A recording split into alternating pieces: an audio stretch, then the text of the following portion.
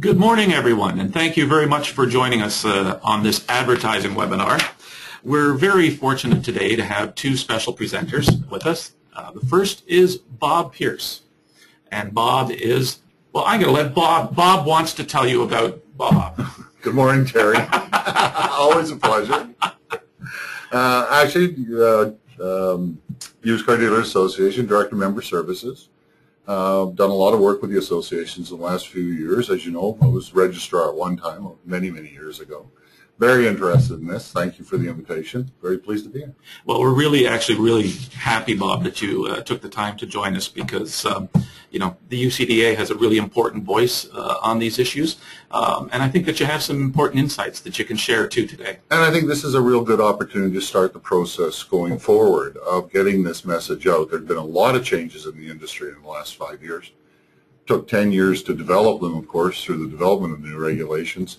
And more we're seeing through your efforts in enforcement and mine through doing the audits of the stores, we're still not as compliant as we need to be in the industry.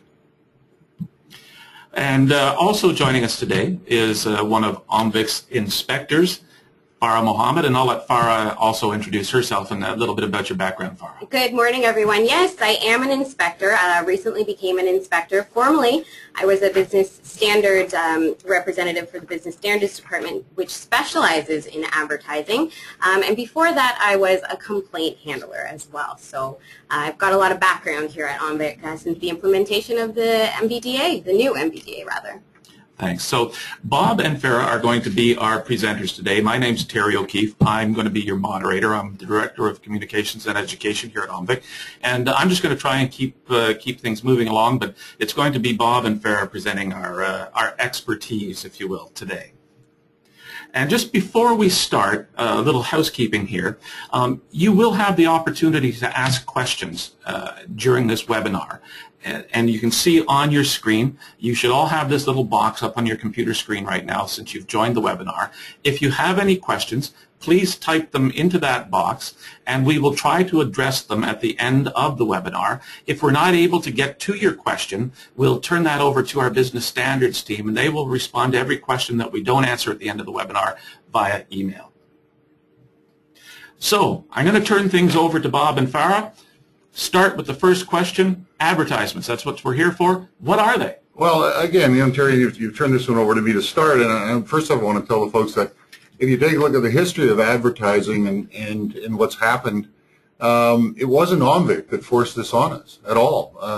In the early 90s, middle 90s, I was in with the Ontario and Toronto Dealers Association, New Cars, and we developed then the advertising guidelines. We couldn't enforce them, but they were things that the industry recognized that we had a problem. We were much like the airlines. You thought you were buying a $100 ticket, and by the time you got in there and paid the fees, it was a $600 ticket. And so we recognized that we had to put our advertising in front of the people, and this was a voluntary program. It was really the precursor to all of the advertising we're doing today. And in those days, under the old regulations, advertising was anything you did external to the dealership. So the big signs on the glass and the window hangers on the cars weren't covered. And the feeling was there, you went to the dealership. You knew you were going there and you'd get the story when you got there. And when we developed the regs, given that people are now shopping 24 hours a day, it doesn't matter where you put your message. Either billboards or newspapers still or magazines or internet or social media. And I'm going to turn social media over to Farah because I don't have a Facebook page. So, but that's the big change. Now it's everywhere you want to put your message. And the person shopping on a Sunday looking at a window hanger in a car has to know what that all-in price is going to be so there's no surprise when they get there. And that's what we're trying to stop. Exactly. And you mentioned change, Bob. Over the last couple of years, we've noticed a huge change in social media. So we've got advertisements on Facebook, Twitter, Instagram, Tumblr, you name it. If it's on the internet, it's still an advertisement. It's an inducement to, in this case, buy or lease a motor vehicle, and you must ensure that your advertisements in any shape or form are compliant. And I think while we're talking about that, I think Bob's raised a really good point, though, and that is it's any inducement, not just what's in the paper, not just what's on their website or their social media, even those window danglers, as Yeah. you call them. Yeah. That's an advertisement, and it's expected to be compliant with the regulations. Right. Dealer identification. When you are advertising a vehicle, your registered name and phone number must be listed in a clear, comprehensible, and prominent fashion. We do appreciate that in some cases you might have some space or time restrictions when you're advertising motor vehicles with a price, and for that, for example, you're advertising in a classified section of a local print publication. We state that at minimum, you must advertise the fact that you are a dealer. If you cannot fit your full dealer name, as well as your registered dealer contact number. For radio broadcasts, if there are space or time limitations, I will get back to that further along in the presentation. So here's an example of an ad on Kijiji, and as you can say, it says for sale by owner, right? Not dealer. There's no dealership name. I know that's hard to read. Trust me, there's no dealership name there. But Bob, well, again, you take a look at this ad, and I don't believe that the dealer is trying to hide anything. For goodness sakes, when you look at this picture or the next one, where Kijiji has, look what this other this seller has for sale. He's got a picture of the dealership behind the car. So I don't think there's any surprise to anybody that if you call that number, you're calling a dealer. And the main motivation for doing this, obviously, is that if you call yourself an owner, you don't pay for that advertising Kijiji, and if you're a dealer, you do. So I don't really think this guy really, unless he's not the sharpest knife in the drawer, he's trying to hide anything. He's a dealer. And you're right. If you see the other arrow pointing to viewers' other ads, there's 7 other vehicles there. There's right. multiple vehicles being listed there. So from an OMVIC perspective, if our business standards department was looking at this, we'd either think, A, this is a potential curber, or B, it's a dealer trying to avoid paying Kijiji the fees and not identifying his or herself correctly in the advertisement. And again, if you look at that ad as well, he doesn't identify the tax and licensing on top of that price in the ad as well. Well, no, because it doesn't appear to be from a dealer. So. Again, he kind of shoots himself in the foot, and then you look at the cost of this mistake, which is $15,000. Exactly. So this the dealer that we used as an example was charged $15,000 for not properly identifying himself as a dealer in his advertisements. Some of the other things that our members have to be aware of, and you know, government supplied vehicles, the ex-police cars, taxi cabs obviously aren't government, but those types of vehicles are unique in their own way. So if you're advertising those, they clearly, prominently have to be identified taxi, limos, police, emergency services vehicles in your ad. Not that when you went to see the car you probably couldn't tell anyway, but again, in the ad, it's got to be clear and prominent that they're taxis and police vehicles. Exactly. And notice that skull and crossbone in the top right corner. That's to indicate that these disclosures are not only important in advertisements, but on the contract upon selling the motor vehicle as well.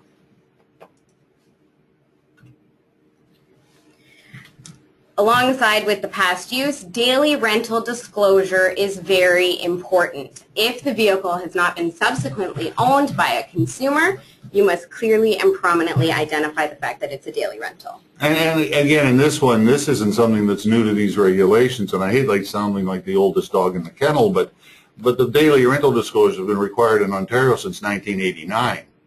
So that's not something this industry should have a problem with doing. We've known this has been necessary for a very long time.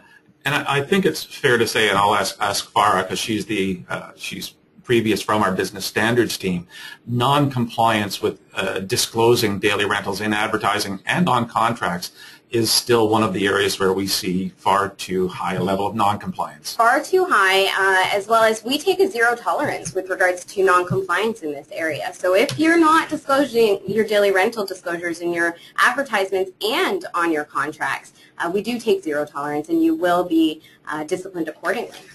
The other thing I think this is more sort of related to the new car side of the business, obviously, and it's something that is pretty misunderstood. If one of our members, for example, has got a demo in 2015 and he sells it, or she sells it, that vehicle is used. There are a number of dealers where I've seen they actually sell them on the new car bill of sale because That's what the manufacturers want, and we quite frankly don't care what they want.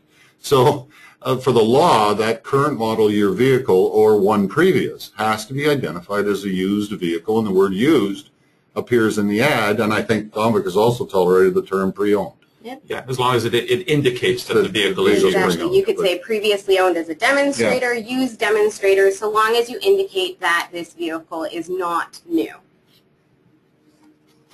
So what is a new motor vehicle? A new motor vehicle, as defined through the Highway Traffic Act, is a vehicle which no permit has been issued under Section 7 particularly. We do get a lot of dealers saying, well, this vehicle is a new vehicle. I sold it to a customer. The customer then canceled the contract, so there's no mileage, no nothing. The Ministry of Transportation has a 14-day clause. So if there is a cancellation that has taken place on a new motor vehicle, you want to ensure that that's rectified within the 14 days and not registered. It gets transferred back into the dealership's name in that 14 days. And of course, you gave me the easy one. A used vehicle means any vehicle that's not a new one and essentially has been registered, delivered, and used by the consumer or another business to make it a used car. And you really have to be very careful with the demonstrators and what they're being used for in the dealerships of when they trip over that line for being a used vehicle. Vehicle availability. So when you're advertising a vehicle for sale, that vehicle must be available at the time the advertisement is published. If the vehicle requires a factory order, this must be prominently disclosed in the advertisement. So saying factory order required prominently in a bubble, that is okay. If it's an incoming model, that too must be disclosed in the body of the advertisement. And if there's a limited supply, this too must be identified. So how many vehicles are available at the advertised price? And this is a prohibited term, limited supply, in our standards of business practice, more so in the sense that if you're not going to substantiate what makes that vehicle limited, you can't just say limited amount available. And again, on the vehicles that are incoming, that's particularly important, especially if the Canadian dollar ever gets back to zero again, and we get more of the cars coming to the U.S. Some of our members, very good members, bring cars up, and they clearly have to let the customer know that vehicle's not on the lot, and that stops, again, that surprise of many surprises a consumer can get. They take the trouble to go to the dealership, they want to see the car, you advertise it, and it won't be there for a week. So one of them has made some very good strides at saying, you know, vehicles incoming will be here in a week as part of the sale process. This is to avoid any consumer confusion, bait and switch complaints, for example. So, I mean, you are looking out for yourself when you're advertising correctly as well. And Farah, if the vehicle is incoming, there would be nothing wrong with saying vehicle incoming, please contact us for details. Exactly. Exactly. And you're kind of letting me deal with the big one. This is the big one. The all-in pricing. You know, now as I teach the OMVIC course for the last year, this is the one that would seem to have the most confusion, and I really can't really understand why it's confusing at all. Again, you go back to prior to the regulations a few years or decades ago. A dealer bought a car, he knew what it cost him, knew the costs, put in his markup or his lot pack in the old days, then he knew what he would sell it for as a price. We've created any kind of confusion in the industry with how we choose to sell some of the options. So all in, the word is all. It's all there. There's no surprise. The customer doesn't walk in the door thinking the car is $14.95 and finds out, like those airline tickets, it's $16.95. The confusion comes into is some of the products we choose to put on the car.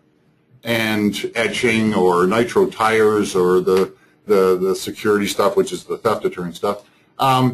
That stuff we used to sell, we do it now, we put them on the lot because it's good for protection on the lot, and now the customers expect it and we want them to pay for it. That's all got to be in the all-in price. And if a dealer chooses to sell that and give the customer an option, then it doesn't have to be in the all-in price. But if they've pre-installed it? If they pre-installed it and they expect the customer to buy it, and pay, then it's got to be in the all-in price. And we're seeing some into your zero tolerance rule, and we may not agree with it. Our members may think it's a little chintzy, but $300 or $400 or $500 over that advertised price, and they're going to discount over it and they're paying $5,000 penalties for it. And the customer doesn't need that surprise. You told them it's an all-in price. It's got to be all in. And I think you've raised an important point, Bob, because, we're trying to educate consumers about all-in pricing. Right. Because, all-in pricing, it's not just about transparency. It's about a level playing field for dealers, and it's about building trust in the industry, too, so that there's no hidden surprises and that they can believe the price that they see in that ad. Exactly. And it's the hidden surprise is the one we have to get away from. And we are. And this is working. Slowly and surely, the industry is grasping this whole concept that the customer doesn't get this conversation about these extra fees. That's not going to be part of the negotiation. You still negotiate the car if you want, but this pricing isn't going to be part of the discussion. Yeah. Now, just something I wanted to mention. I've asked Sarah to back us up one slide here. All these fees have to be included in any advertised price. And to go back to what you talked about earlier, that includes the newspaper, the website, the little window danglers hanging from the rearview mirror. Right. That's right. All of those have to have an all-in price, except for HST and licensing. HST and licensing don't have to be included in the all-in price, but there's one caveat there, and I'll let Farah address that. So long as you clearly and prominently disclose that HST and licensing are additional. Often we see that there's a little asterisk next to the vehicle price, referring the consumer down to the fine print. As a best practice, we always say that it's best that you say plus HST and licensing right next to the vehicle price so that there is no question about it. The Act particularly states that if it does not say plus HST, it's automatically assumed that the HST is included in the price that you're advertising. So be sure that you advertise plus HST. We're well aware that in the retail industry, you're going to charge taxes on the items that you sell, but the Act specifically states say plus HST so that there are no surprises to the consumers. And then that's okay. And then one of the things on that list, and this isn't obviously some part of this discussion, really is something in the future we'd like to see, is the OMVIC fee. It's part of the taxes, the licensing, and the OMVIC fee. The dealer doesn't get that money anyway, and the consumer has to understand that's not something that's part of it. That's mandatory, and that's got to go to OMVIC for the regulatory work. We'd like to see that out as well. Yeah. But just for clarification, it's not. It's not. I know. That's what we want to see. Today, so include your $5 OMVIC fee in your all-in price. But we don't always agree, Terry. We're not always going to agree on this stuff. Okay. But this is one of those all-in pricing. We often hear it's confusing, and in my mind, it's not. There's no hidden fees. There's no surprises. The advertised price is the drive-away price. It's the price of the vehicle plus HST and licensing. It's really that simple, isn't it? And if the industry is going to have these extra charges that are either optional or mandatory, then the industry has to learn to adapt to the all-in pricing laws and make them work. And that's where I sit on this. So what happens if you're not in compliance with all-in pricing? Here's an example. OMVIC can issue a dealer to cease use of that advertisement immediately. This order can be appealed through the License Appeal Tribunal, but it does take effect immediately. So that advertisement must be pulled at your earliest convenience so that it's no longer harmful to the public. So here's an example. This one particular dealer advertised a vehicle that the price was not all in. The following week, the dealer had to issue a retraction as part of the cease and desist in the same publication. Had to be the same size of equal prominence, and they had to state what the mistake was and what the correct all-in price of that vehicle was. And just before we go, the dealer's actually named in this ad, and I want you to know that we're not using this to try and embarrass this dealership. This is obviously a public newspaper, and that's why we're showing it. But this was as Farah said, this was the correction that they had to publish to address the non-all-in price. If a dealer is found in breach of the advertising rules and regulations, they may also have to submit all of their advertising to OMVIC for pre-approval for a period of up to 2 years. So your window danglers, your online advertisements, if you want to paint a price on a vehicle in front of your dealership, that all has to be approved by OMVIC if you're not in compliance with all-in pricing.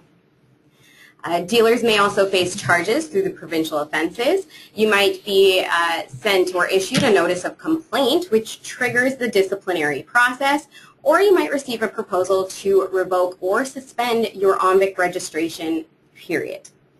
And I think it's fair to say currently the discipline process is probably most often used to address advertising compliance issues. Yes, yes. And then this slide, I think, is an interesting one, and a lot of our members simply don't understand or don't realize that when you run afoul of the laws and you are non-compliant and you run before disciplinary or any other thing you do, it's going to be made public. And I know after teaching the class, there's a sort of a surprise. You mean they're going to tell everybody about this? And they are, and they have to.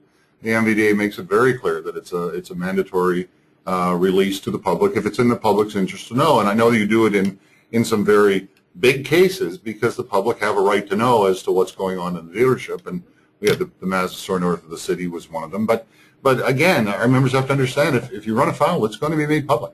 And Bob, I think that's a really good point, and thank you for bringing it up, because sometimes dealers think, oh, that's OMVIC being mean-spirited, that we're making this information public and all these discipline decisions are posted on our website. But we must. The law applies to us too, and the Motor Vehicle Dealers Act, Section 27, tells OMVIC that it must make all this information public.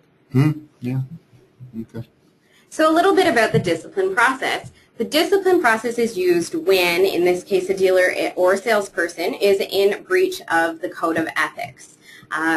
Regarding advertising, particularly Section 4 and 9 of the Code of Ethics, referring to disclosure and marketing and professionalism.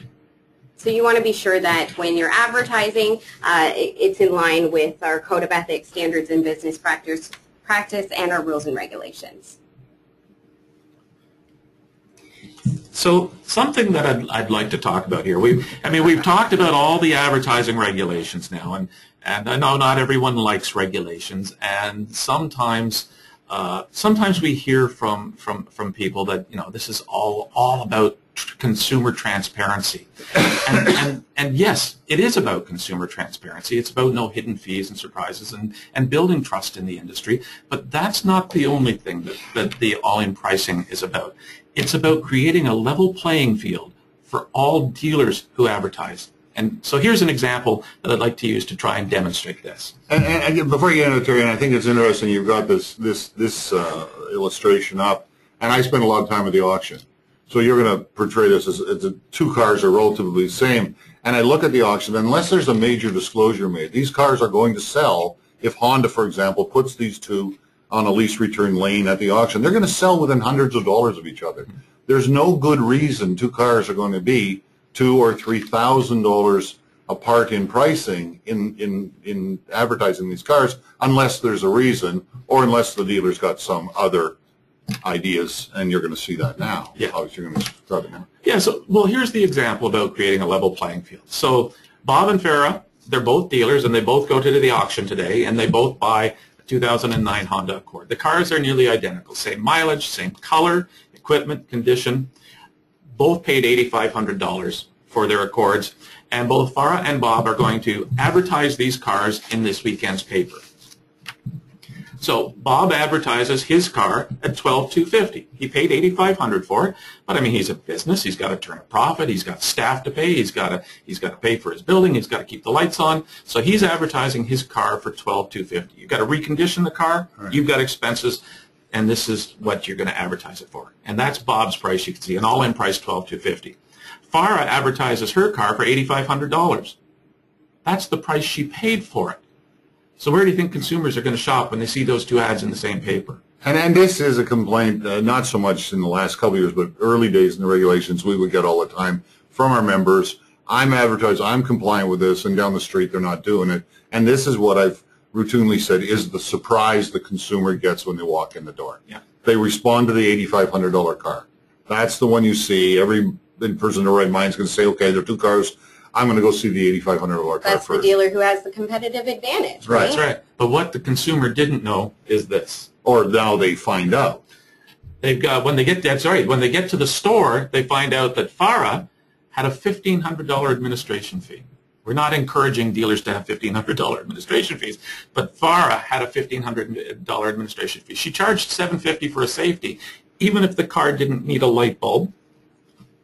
She charged a $1,500 pre-delivery expense, whatever she had come up with for that, and the total price of the car was $12,250. It was the same price as yours, Bob, but the consumer didn't know that when they saw that non-compliant ad because it wasn't an all-in price, and that's not fair to the consumer, and it's not fair to Bob's dealership who's advertising correctly. And I think it's worth noting that, yes, these are pretty astounding numbers that you're seeing here, but these are actually taken from a dealer here in Toronto in 2009 before all-in pricing, and these were some of the charges that they were putting on bills of sale. And whether we think that they're realistic or they're not realistic numbers, that is the issue. That's the surprise.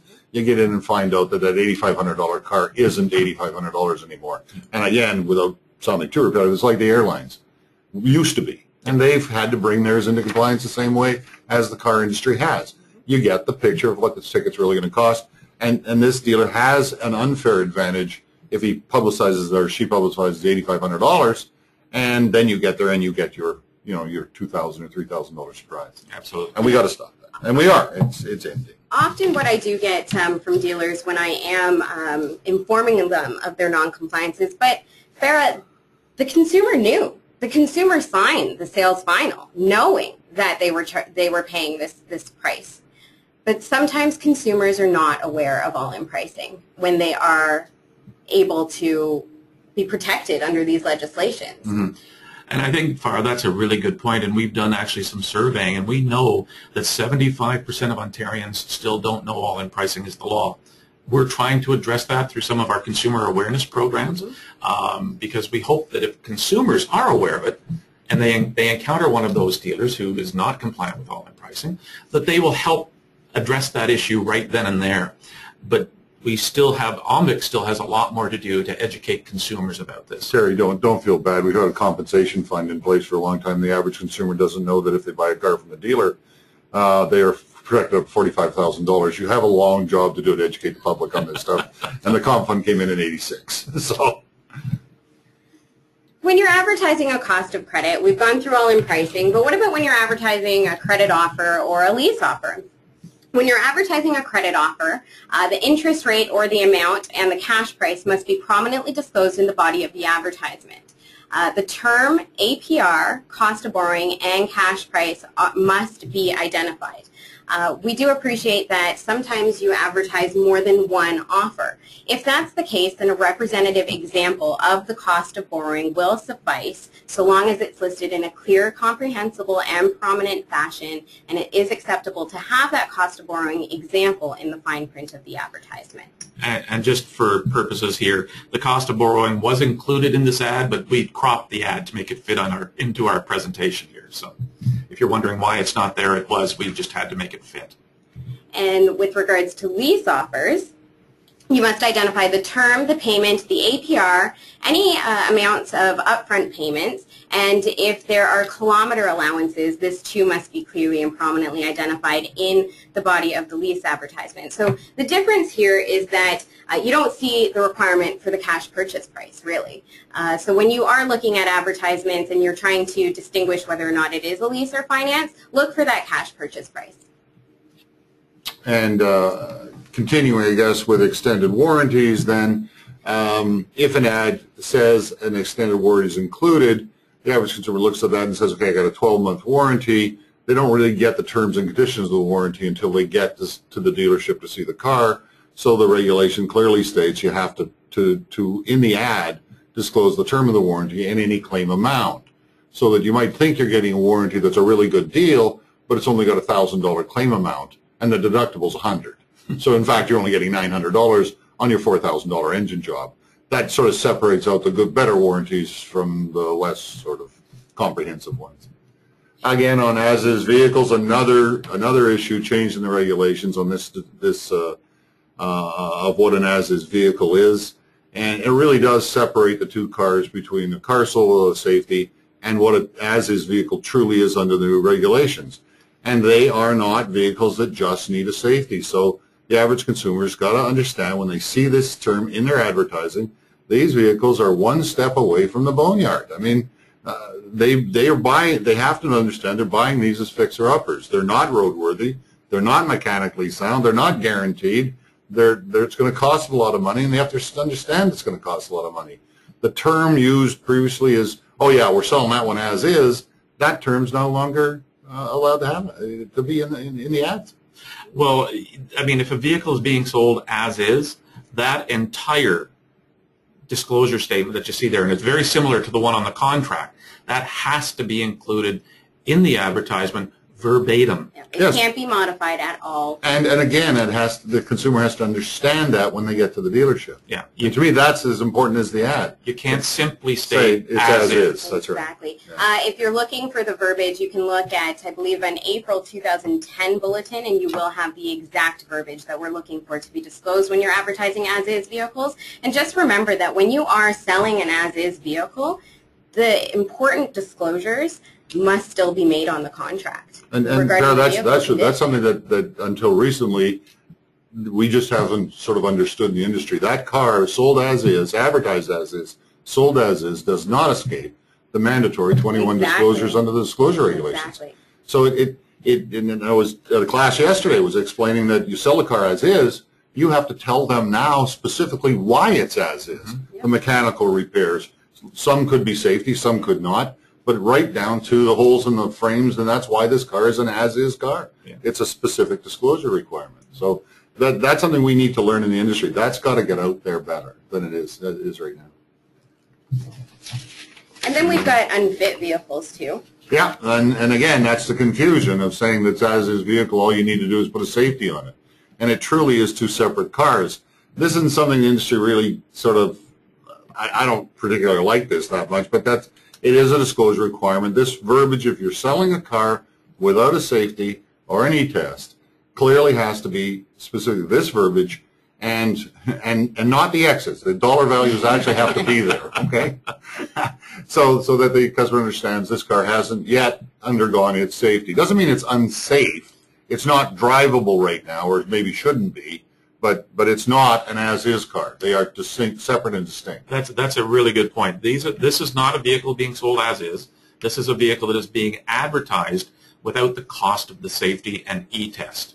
And again, if you're going to advertise vehicles unfit, this exact disclosure statement, this exact wording has to be used. The vehicle is not drivable, not certified, and not e-tested. Certification and e-testing available for, and you state the price. It can't be a range. Exactly. It has to be the actual cost. It can't be from $199 to $799. It has to be the actual cost of certification and e-testing. And again, all the disclosures have to be made still. That car being sold in this way still does not escape the disclosure requirements under the Act. That's correct. The use of stock photos in advertisements, we issued a bulletin, I believe, last week regarding this exact issue. If an advertisement includes a picture, but the picture isn't of the actual vehicle, the picture must accurately reflect the make, model, trim level, and model year, and the condition of the vehicle. This is with regards to used vehicles, of course. If you do have the actual image of the vehicle, we do say to use that actual image rather than get an image online or from the manufacturer. But what about new vehicles? Often we have dealers who pay into a program to have advertisements placed by or on behalf of them, and the use of the image is for a sport model, and the price that you're advertising is for a base model. We appreciate that sometimes when it comes to new vehicle advertising, you can't get your hands on the physical vehicle to take an image. So we do state that if you're going to advertise an image of a higher model, you must advertise the all-in price of that image right next to the vehicle. It doesn't have to be more prominent than the base model price that you are in fact advertising, however. So just in this particular example, you can see the $19,995 price is there, but just beside the vehicle it actually says 2015 Chrysler 200C shown $29,790.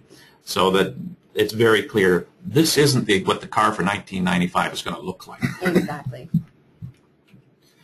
So, quick question. Is this advertisement compliant?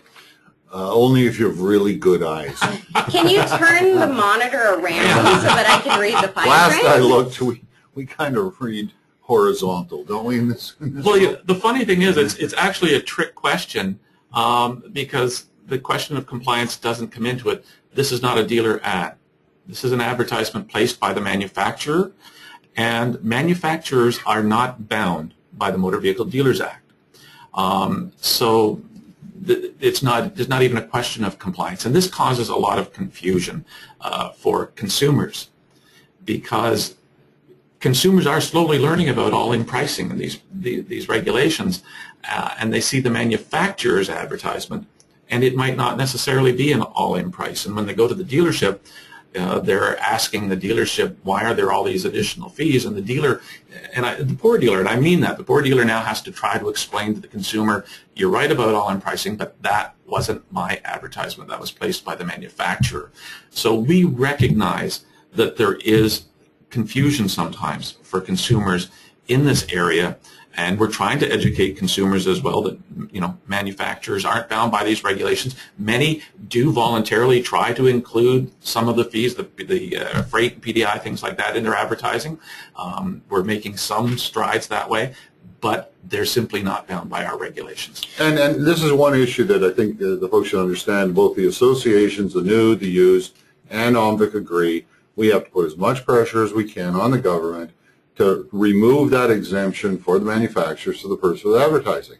It's too confusing. The customer walks in the store with the manufacturer's ad for $19.95, and the dealer's all-in price is $21,000, and that's the confusion.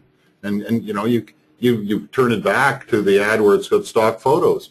We've got routinely new car dealers that are using the manufacturer's advertising. They put their names at the bottom of it, and simply they can't use that stock photo because, one, there's two prices, and two, that truck, when I saw one recently, and I told the person who sent it, they can't do it because the truck had all sorts of features that were not included in the price. And she said, well, I got it from the manufacturer. So we've got to continue that effort to get the government to change that exemption for the purpose of advertising. And you did mention that sometimes dealers do tag their name to these manufacturer advertisements, but what they aren't aware of is that the fine print to those manufacturer advertisements sometimes say plus OMVIC fee, plus admin fee, plus your firstborn child. You know, sometimes dealers don't read the fine print to what they're putting their name to. So be sure that if you're going to tag your name to an advertisement, that advertisement is compliant. And I agree with her, because in that vertical disclosure, in that manufacturer's ad, in there are all the details that nobody can read. Yes. And nobody does bother reading it anyway, so it's lost. Very true.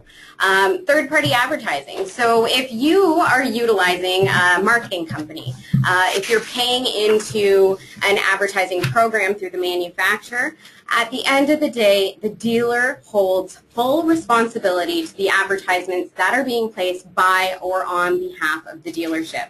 So if you're using an advertising agency, if you're advertising online through a DAA, through a manufacturer, be sure to exercise due diligence. You know, have your marketers chime into one of these webinars. Call OMVIC, call our business standards department if they're ever in doubt before publishing an advertisement by or on behalf of your dealership. Pop quiz. Bob. No. Are these ads compliant? Well, No. let's start with this one.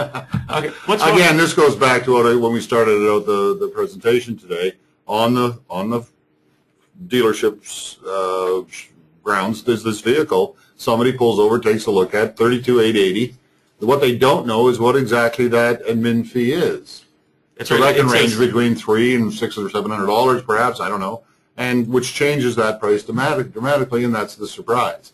And that's what makes this ad illegal. That's right. You can't say plus admin. Even if it's spelled out what the admin fee is, it can't do that. The administration fee has to be included. And that's why this isn't that complicated there. It really can't be that complicated for our industry to see this. Okay, Farah, how about this one? Is it compliant? I'm going to have to say no. I don't see a cash purchase price, so I don't know if this is a lease or a finance offer. I'm going to assume that it's a finance offer. It is, Ben. You're right. It's missing the cash purchase price. Okay, Bob, we're back over to you for this one. Oh, this one just is a good chuckle. I love this one. So do I do. License fees. All prices are valid until November, whatever. Vehicles noted with as is are sold as is. Kind of like saying vehicles sold as blue vehicles will be sold as blue vehicles. And again, To quote a friend of mine in our industry, and he said one of the rules he has is if you can't put something people understand, hire a writer. So it's not compliant. You would require the entire as-is disclosure, identify the vehicles that are as-is, and again, that full prominent disclosure of an as-is vehicle. This is someone who didn't get the memo. And this goes to exactly what both of you were talking about just 2 seconds ago. This is a dealer. We blank out the dealer's name in the white there, but this is a dealer who has chosen to use the manufacturer's template for their ad. And as you can read, Farah, I'll turn this over to you to pick up right here. Prices do not include? Do not include fuel fill charges of up to $100, admin fee of $3.99, security package $2.99, or PDI of $3.99, license or applicable taxes. Moving back to the fuel fee, I do get a lot of questions with regards to that. That is not allowed. You must include the cost for fuel in the price that you're advertising. Mm-hmm. Yeah. I mean, if you add all those up there, that's $1,000 added to the price of the vehicle. That's right. I don't know about you, but $1,000 is enough of a surprise to me to walk out. Yeah. And this next one. Oh, that's me. Pick it up right here. Today, all pricing. Yeah. See, it's even small for my little, administration, licensing, and taxes. And again, it's not clear, prominent in the ad what's included, and not including that administration price in the car it's gonna cost you. That's right. You can't exclude any fee. You can simply state plus HST and license. And you can't have it that small. And I think this one is for Farah. This one's another one. Without that cash purchase price, where is it? I think the cash purchase price is in the tiny, tiny print down here. Can we zoom? No. So I'm going to say this isn't clear, comprehensible, and prominently disclosed. Again, you've got your payment, you've got your APR, you've got your term, but the cash purchase price isn't prominently identified in the body of the advertisement. And here's the last two that we're going to have a look at. Bob, we'll go to this one on the left for you. All-inclusive pricing, just add the tax, licensing, and the fuel, which Farah's already talked about. So the fuel's got to be in that all-in price. And we've got one on the right here, Facebook advertisement. Prices exclude taxes and transfer. OMVIC regulations state that we must declare vehicles sold unfit as possibly unworthy for the road or may need extensive repairs to meet Ontario certification requirements. We haven't got enough time to tell you how bad that is. I think that they mean that this is an unfit vehicle. I think it's an as-is vehicle. Yeah. We don't know. We just don't have enough time to make adequate. Exactly. But so if it is unfit, there's a specific unfit disclosure that has to be used. If it is as-is, there's a specific as-is disclosure that has to be used. Both of those disclosure statements, if you don't have them, are available on our website. We're going to show resources for that in just a few minutes. But it has to be the exact wording. Exactly. So if this was an unfit vehicle, this vehicle is not drivable, not certified, not e-tested, certification and e-testing available for X amount of dollars. Throughout this presentation, you've heard both Bob and myself refer to the Code of Ethics. The Code of Ethics, Section 4, is particular to disclosure and marketing and states that dealers and salespeople must be clear and truthful in describing a vehicle, products, services, programs, and prices. Advertising must be legal, decent, ethical, and truthful. So if you were to be in violation of the Code of Ethics regarding marketing, you would probably receive a notice of complaint, which then triggers the disciplinary process. Our standards of business practice, Section 4 again, also gives you more of an in-depth understanding, real-life examples of our Code of Ethics, our regulations, what OMVIC expects of dealers. And we've got a list of prohibited terms as well. They're restricted and prohibited. So not to say that you can't use all or any of these terms, but if you insist on using these terms, you must be able to substantiate why you're using these terms. So, for example, all-inclusive. You can state that, but you must be able to substantiate that you are, in fact, advertising an all-inclusive price. If you're advertising a limited supply, like I said beforehand, you must indicate how many vehicles are available for the advertised price if you insist on saying limited supply. And actually, just sort of point on that last one, that's an example of where that slide came from. The advertising guidelines developed long before by the industry. We developed those guidelines of things we recognized couldn't be said in the industry and put that in that the booklet long before this became law. Some of those terms are cool. By the way, if you're advertising something free, I'll be over to get one. Ongoing enforcement. We are enforcing our advertising rules and regulations constantly.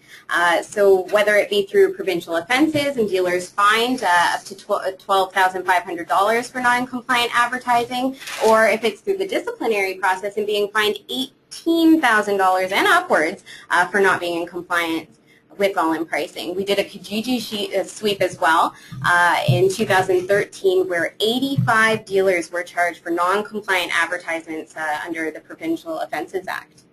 And I didn't really want to talk about the fines and pricing. I think one of the jobs that I enjoy the most is teaching the class and going into the dealerships. And the easy fix for everything you've seen as we've gone through this presentation in the industry is that the managers who are responsible for the advertising and that manager who's signing the bill of sale, before they sign it and accept the deal as a valid sales final, they've got to take a couple of minutes to take a look at that price that the vehicle's selling for, to take a look at the disclosures on the bill of sale before they sign the bill, and don't sign it unless it does. We can fix this problem without the fine structure. We've got to stop that revolving door in the industry of fines, then they take the course, then they learn it, they go back, somebody changes, moves to another dealership, and they get another inspection, they get another fine. That door has to stop. We've got to take the time in the industry to check this stuff before the car goes off the lot. And we can fix all-in pricing. Or before the ad gets published. Well, it's before the car gets sold. I mean, you put the price in the thing. If somebody's going to take a look at, bring up the ad on whatever site you're using, there's the price, there's the subtotal, it's wrong, we're not delivering this car until the bill of sale matches that. We can fix this. And we have to. It's simple. So throughout this presentation, you've heard both Bob and myself say CCP, or clear, comprehensible, and prominent. So, I mean, you can read this slide, and clearly it reads. Or maybe you can't read this slide. I think it says vertical fine print is not CCP. If you look at the right-hand side of this slide, you can see that we have given you an example of vertical fine print. Vertical fine print is not considered clear, comprehensible, and prominent. So don't utilize vertical fine print when you're advertising, especially in print publications. When you're advertising and your disclosures must be clear, comprehensible, and prominent, it must be easily readable. If you're referring to a local publication, at minimal, your disclosures cannot be less than the classified font in that local publication. Now, we're just getting towards the end of our presentation this morning, and what we'd like to do is just to run through some best practices. This is not the way you must do it, and the regulations don't say you have to do it this way, but these are some ideas from us and from Bob that will help you ensure compliance with the regulations that we've been talking about. Exactly. So, like I mentioned before, although you can say plus HST and licensing, in addition to the price that you're advertising, don't put it elsewhere on the page. Put it right next to the price that you're advertising so that there are no questions about it, especially with regards to issues regarding prominence, right? And if you're advertising a credit offer, prominently display the cash price and interest rate in the body of the advertisement right next to the vehicle that you're advertising. For as-is and unfit statements, put them in the body of the advertisement. Like you can see in this image right here, it says special as-is vehicles, 2 arrows pointing towards the 2 vehicles that are considered as-is, and the appropriate as-is statement prominently disclosed right below. And here you see that this vehicle is a former daily rental, and it's prominently disclosed right above the cash purchase price. If you look at this Kijiji advertisement on the left-hand side, it says placed by a dealer. That's what we want to see. You're paying your Kijiji fees. Good to go. And the purchase price must be there. But here you see that it says please contact that is okay. You do not have to advertise a price for a vehicle. You can say, please contact. And if you're advertising a used vehicle, of course, try your best to use the actual photo of the vehicle rather than getting an image from elsewhere. And just to mention to those of you watching, I also want to point out that we've cropped this ad. The dealer's full name was included and phone number was included in the body of the advertisement.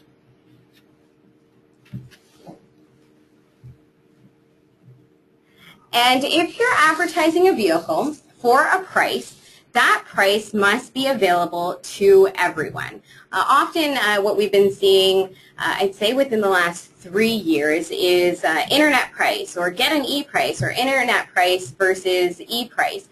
That price that you're advertising must be the price that is available to everyone. To suggest that there's another price out there is misleading. So you want to advertise one price. We do appreciate that sometimes there are rebates in place. So for example, a $1,000 Costco rebate. If you insist on showing the price for Costco members, that price cannot exceed the font size of the all-in price that is available to everyone.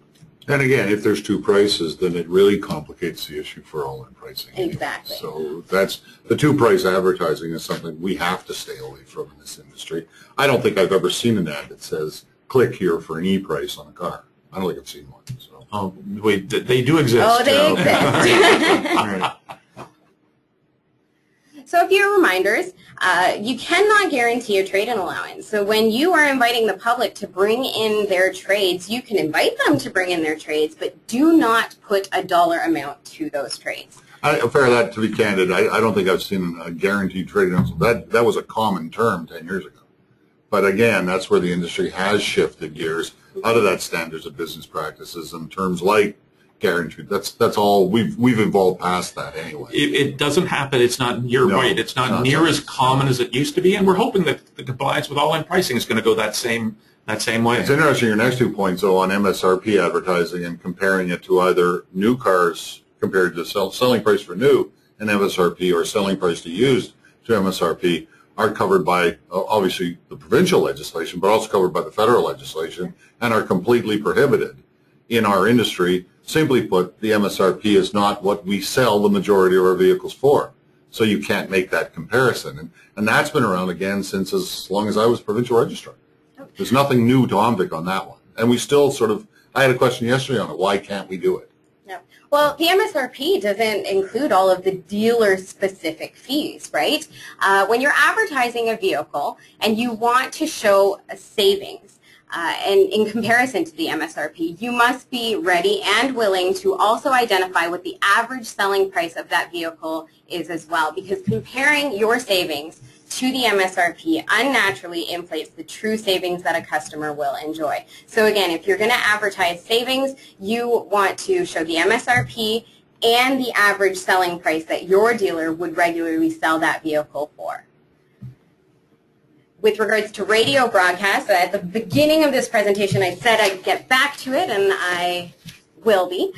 Radio broadcast, we do appreciate that you sometimes have significant time restraints to get all of your disclosures out there.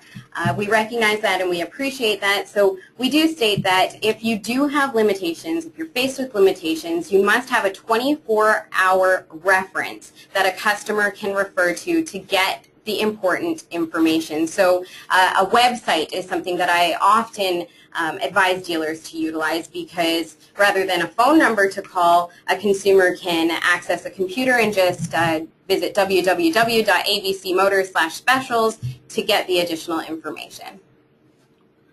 And I guess this one I wanted to sort of make a comment on, and that's on the warnings. And having read the litany of disciplinary charges that are on the website, and I see how they're laid out. And our members, you got to understand that a warning from OMVIC isn't a bad thing. That's a good thing, and it's an invitation that they go take a look at the processes in the store to see why that happened. The next one's not going to be a warning. And I just had a conversation with a dealer principal, and he had just finished off his disciplinary hearing, and I said, and we were negotiating to try and see what better things he could do to bring it in compliance. And I said, it's not this one you have to worry about. It's the next one. Because if we don't start with the warnings, and it starts with the warnings. when OMVIC gets the disciplinary hearing out to you, it's going to have all of the bulletins they've sent out for you to read. Then they're going to put any warnings or inspections you've had in the past, and then they're going to make a list of all the things you've done that's caused this disciplinary hearing. We've ignored the warning, and that's got to be a sort of an opener to say, I have a problem, and if you want to call the UCDA and we can chat, and I do the visits to the dealers to try and fix it at that warning stage, because it gets expensive after that. And you do that. You will help a dealer put processes in place to try and mitigate any of these problems. One of the things that's been very successful for us in dealing with our members that have gone through the process is what we call the delivery checklist. And it's only got about 7 points on it. And you go down and check them off, and the manager would do this before the car is approved for delivery, before they sign the bill that says, I'm approving this sale to be a final sale. And one of them is to check your price of your advertising. If you ticked off those simple 7 points, you wouldn't have to worry about any of this that we've talked about today, or the disclosure requirements that I hope we get to do another time, just on the disclosure requirements, because they are misunderstood as well, even after 5 years. So it's a good opportunity. You get a warning, that's a thank you, and yes, I'll fix it. And I think the point that Bob has made is important to remember is that if a dealer does find himself going through the discipline process, as you said, every bulletin about that subject, every dealer standard story about that subject, every TNT email about that subject is going to be listed, and they are considered by the discipline panel to have been warnings to the dealer to ensure compliance about that subject. Exactly. So read the publications. Go to our website. They're at your fingertips. You want to ensure that you're reading the messages that we're relaying to you on a regular basis. Going back to that, we do have these resources readily available on our website. So if you look here and you go to www.omvic.on.ca and you click on dealers/salespersons, click on MVDA requirements, and you'll see that scroll down, and advertising requirements is the first on the list. Very easy to get to. And you'll notice as you go down that list, advertising as-is vehicles, advertising unfit vehicles. That's where you can find those mandatory disclosure statements if you don't already have them. Exactly. And our window hangers as well. We have window hanger templates that we do refer dealers to. So if you ever want to advertise a price and hang it in your window, you can use our template. You don't have to use it. You can just use the verbiage that we're using, but it's there to assist you.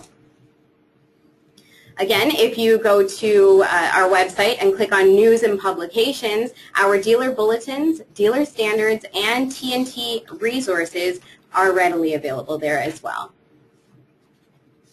And you can also, if you've got any advertising questions, comments, concerns about another dealer, if you want our team to review your advertisement, if you have any question before you click print or publish, we'd be happy to work with you to achieve compliance. So by all means, you can email marketing_standards@omvic.on.ca, and one of our business standards representatives will be happy to assist you. If it is an advertisement that needs to go to print the next day, give us the benefit of the doubt. We need some time to work with you in case corrections need to be made. So we always encourage dealers to, if there's time sensitivities, to at least give us 48 hours to review and work with you. And further to that, for just and for members out there, obviously, if they've got questions or if they want us to take a look at what they're doing and stuff, that just call the office. We can set that up, especially if they've had warnings. Exactly. Because that's the time to put an end to this. And you have your publications as well that you do send out on a regular basis. Yeah. So what we're going to do now is we've gotten quite a number of questions from participants of the webinar. We're going to go through some of them, but as I had mentioned to you, if we don't get to your question in the next 5 minutes or so, the business standards team will follow up with you and send you an email with a response to your inquiry. So the first one, Farah, I'm going to send this one over to you. The question is, what is considered a limited supply? What is considered a limited supply would be how many vehicles you have available at the price that you're advertising. So if you only have 3 or 2 vehicles available at the price that you're advertising, that's a limited supply. As soon as you publish that advertisement, you're going to get traffic. You're going to get leads on that advertisement that you've published. So you want to make sure that if there is a limited supply, you're stating 3 or 2 or 5 available at this advertised price. The next question, I think some of these questions we did eventually deal with in the webinar.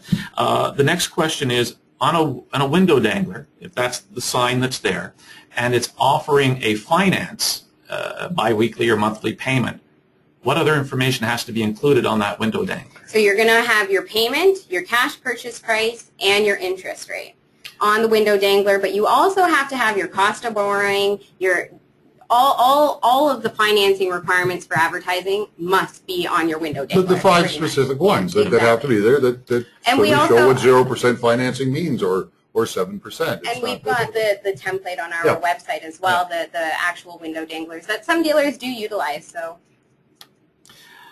and you must say plus taxes and licensing, obviously. Right. This has to do with vehicles that are being sold unfit. And the question is, what if the cost of the safety hasn't or can't be determined? Then don't advertise it unfit. Or a cash price. Or advertise it with the all-in price to determine what that safety fee is and include it in your all-in price. Or don't advertise the price. Exactly. Just, if you don't know, don't advertise the price, and then none of this matters. But don't advertise the price with an XXX on the safety, and I've actually seen that on ads. We have two. Yeah, that is just a placeholder. Exactly. There's another question asking if the OMVIC price signs are available. And the answer to that is absolutely yes. You can download them if you go to omvic.on.ca, click on dealers. It's right there on the dealer homepage. They're downloadable. They're fillable PDFs. With all the appropriate language on them. There's one for unfit vehicles, there's one for as-is vehicles, there's one for an all-in price vehicle, there's even one for a monthly payment. Yep. And you can simply download it, fill it in, print it out, and do it for the next vehicle. It's absolutely free for you to use, and the toolkit is there. Okay, Bob, I'm going to send this one over to you. This has to do with the vehicles that are being advertised as is, and the dealer is asking, what if we can't determine why the car is as is? You have to determine why the car is as is. Obviously, you've made a decision that you're not going to safety and e-test it and sell it retail. You've decided this car is not something you want on your lot, and an inspection of the car, which is the most important, is going to determine why you've decided to sell that vehicle and it meets the definition of as is. So you've gone to the engine and said, yes, the engine's got this head gasket leak, or you've seen the exhaust system and it's going to have to be completely replaced. If you're going to use this phrase as is and get the customer to sign this term, you have to know what made that car as is. And I can't believe a dealer wouldn't know why they've decided to make this an as-is sale and not a retail sale or just a strict wholesale sale. I think it's because there's still, or it might be because there's still some misunderstanding of what as-is means. Because previously, before 2010, when the definition of as-is was enshrined, as-is simply meant there was no warranty to some consumers and to some dealers, but that's not the case today. And it's not, and I'm the one who wrote the article, and I said it to our members, if you're selling cars as-is to the public, what's in it for you? You're selling a car between 3, 5, 6, whatever it is an as-is piece, you still got to make the mandatory disclosures under the Act. You have to find out what the car needs for repairs because it has a specific disclosure, and there's no money in it. So what's in this for you? One of our cases, a customer came in, made it clear what she wanted the vehicle for. They used oh yeah, we're selling that one as is, and we'll get it over so you can have your safety and e-test. And long story short, the dealer was responsible to put a $4,000 engine in the car because they failed to disclose the engine was not going to be working very much longer with a blown head on this thing. So it is. Why are you selling it to the public anyway? We'll take a couple more questions here because I know we're running out of time. So this one's specific to the OMVIC fee. The listener said that, you know, we have said that the fee can be passed on to consumers, which is absolutely true. So there was some confusion then about including it in the all-in price. And I think that it's important that if you are passing that fee on to the consumer, then it needs to be included in the all-in price. Right. If the dealer doesn't pass that $5 fee on to the consumer, then it doesn't need to be included in the advertised price. Right. If the dealer isn't passing that on, then it doesn't need to be included. And again, we, as an industry, we'd like to see it as an external disclosure, additional disclosure with taxes and licensing, but we'll see if we get what we like or want to see happen anyways, Terry. Okay, we'll take two more quick ones. Farah, do you have to put the amount of kilometers on the vehicle in the ad? It's not a requirement, but as a best practice, we always urge dealers to identify the kilometers and or mileage. And let's take one last one here. If you advertise an all-in price and show a specific stock number, would you need to show quantities? That's a good question. No. You wouldn't have to, no. If you've got the stock number, it's clearly identifiable to that particular vehicle. Yeah. Well, we've come to the end of our time. First, let me thank Bob and the UCDA. Thank you very much for joining us. Really enjoyed it, Terry. I hope we can do more of these. Yeah, I do too. Yeah. Farah, thank you. And a special thank you to all the dealers and salespeople who are listening in. I hope that you've found this information useful, if not just a good reminder. And if you do have questions, that resource page, I'm going to, Sarah, if you could throw it back up for me one more time. Please write that down. If you have questions about an ad before you publish it, give these folks a shout. They're happy to help. And as I mentioned, if we didn't get your question today answered, we will get back to you with it. And if I could, Terry, make some comments. We'd like to know whether this has been beneficial to you. It could lead to some ways of delivering this in the future. So please, if you're on right now, make a comment. Tell us what you think of it from both the industry side and the OMVIC side. We'd like to see what you think of this type of presentation. Thank you, because that's exactly when the webinar ends, you're going to get a little pop-up. Please provide us with your feedback. Yeah, we need the feedback. We got to get it. Yeah. Thank you all. Thank you. Thank you. That wasn't bad.